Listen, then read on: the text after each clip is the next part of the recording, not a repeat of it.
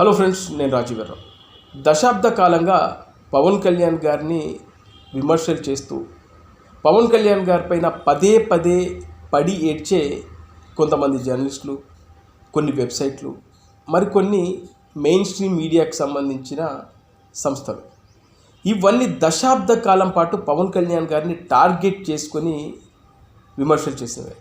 అయితే రీసెంట్గా 2024 ఎన్నికల తర్వాత గమనిస్తే కంప్లీట్గా కొన్ని మీడియా సంస్థల మాట తీరులో మార్పు కనబడతా ఉంది. ఎస్పెషల్లీ కొన్ని వెబ్సైట్లు అయితే కంప్లీట్గా పవన్ కళ్యాణ్ గారికి అనుకూలంగా, టీడీపీకి అనుకూలంగా జగన్మోహన్ రెడ్డి గారిపైన తీవ్ర విమర్శలు చేస్తూ కథనాలు వేస్తూ ఉన్నారు. అలాగే కొంతమంది జర్నలిస్టులు, అలాగే ఎస్పెషల్లీ పేరులోనే గ్రేట్ ఉన్న ఒక వెబ్సైట్ అయితే రీసెంట్గా జగన్మోహన్ రెడ్డి గారిని టార్గెట్ చేసుకొని విమర్శలు చేయడం అయితే నిజంగా నాకు ఆశ్చర్యం అనిపించింది. ఎందుకంటే ఈ పేరులోనే గ్రేట్ ఉన్న ఈ వెబ్సైట్, అలాగే ఈ యూట్యూబ్ ఛానల్లో దశాబ్ద కాలంగా ముఖ్యంగా మెగా ఫ్యామిలీ మీద పడి ఏడవడం వీళ్ళకు బాగా అలవాటు. మీరు 2019 నుంచి 2024 ఎన్నికల వరకు గమనిస్తే పవన్ కళ్యాణ్ గారు చేసిన ప్రతి చర్యను వీళ్ళు విమర్శించారు. ఆయన ఏది చేసినా దానిలో క్లారిటీ లేదని, ఆయన పైన ఏదో రకంగా ఆయనను టార్గెట్ చేసుకొని విమర్శలు చేసిన వాళ్ళే. సడన్గా చూస్తే ఇప్పుడు వీళ్ళ స్వరంలో మార్పు కనబడుతూ ఉంది. ఇప్పుడు వీళ్ళు రాసే రాతలు, కూసే కూతలు ఎలా ఉన్నాయంటే కంప్లీట్గా వైఎస్ జగన్మోహన్ రెడ్డి గారు అవివేకంగా, అనాలోచనతో వైఎస్ఆర్సీపీని కొలాప్ చేశారని, ఎవరికి అందుబాటులో ఉండరని, ఆయన చుట్టూన్న కొంతమంది వ్యక్తులతోనే ఆయన రాజకీయాలకు సంబంధించి మాట్లాడతారు, వాళ్ళ సలహాలు సూచనలు తీసుకుంటారు. కానీ కనీసం ఎన్నికైన ఎమ్మెల్యేలకు, మంత్రులకు కూడా ఆయన అవకాశం ఇవ్వరు, మాట్లాడరు. ఆయన అంత అరాచక పరిపాలన చేశారనే కదా ఇవాళ జనాలు ఆయనను చీకొడుతున్నారు అనే విధంగా రాశారు, కూశారంటే మీరు అర్థం చేసుకోండి. ఇది కంప్లీట్గా వైఎస్ఆర్సీపీకి అనుకూలంగా పనిచేసే great website and YouTube channel. ఇక మరొక జర్నలిస్ట్ కొన్ని సంవత్సరాల కిందట యూట్యూబ్ ఛానల్ పెట్టిన తర్వాత పవన్ కళ్యాణ్ గారిని గురించి ఆహో ఓహో అని మాట్లాడుతూ జనసేన పార్టీకి సంబంధించిన క్యాడర్ని, పవన్ కళ్యాణ్ గారిని అభిమానించే వాళ్ళందరినీ సబ్స్క్రైబర్గా చేసుకొని ఆ తర్వాత పవన్ కళ్యాణ్ గారి పైన విషయం కక్కిన ఆ జర్నలిస్టు, మీ అందరికీ తెలుసు ఆ జర్నలిస్ట్ ఎవరు. 2019 ఎన్నికలకు ముందు జనసేన, తెలుగుదేశం ఒక్కటే అని విపరీతంగా వీడియోలు చేసి జనాల్లోకి తీసుకెళ్లడంలో ముందున్న వ్యక్తి ఈ జర్నలిస్టు.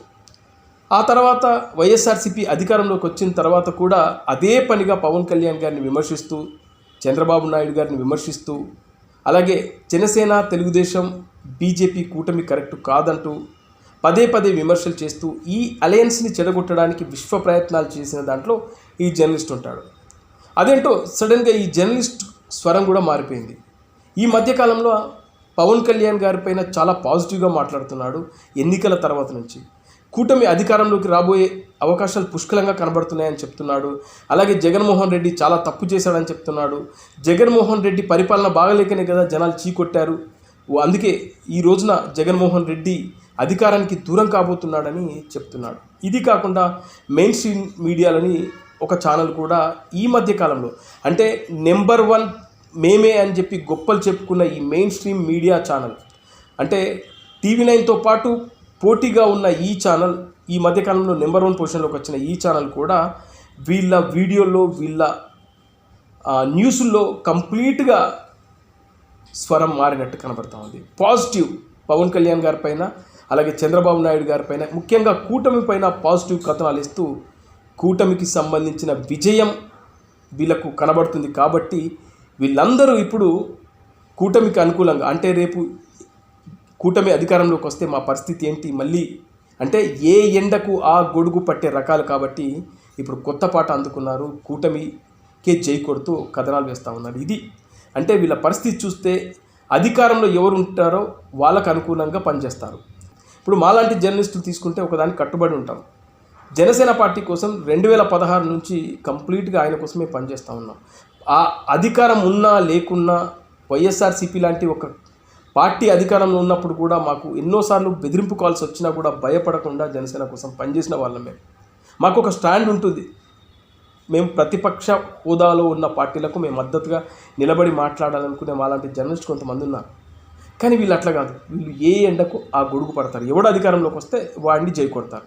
అలా ఇప్పుడు వీళ్ళ వ్యవహార శైలి చూస్తామంటే కూటమి అధికారంలోకి రాబోతున్నట్లుగా స్పష్టంగా కనబడుతూ ఉంది. అందుకే ఈ జై కొట్టే నినాదాలతో పాటు ఇప్పుడు పవన్ కళ్యాణ్ గారిని, తెలుగుదేశం పార్టీ అధినేత చంద్రబాబు నాయుడు గారిని పొగుడుతూ, అలాగే వైఎస్ఆర్సీపీ అధినేత జగన్మోహన్ రెడ్డిని విమర్శిస్తూ కథనాలు వేస్తూ ఉన్నారు. ఇది సంగతి.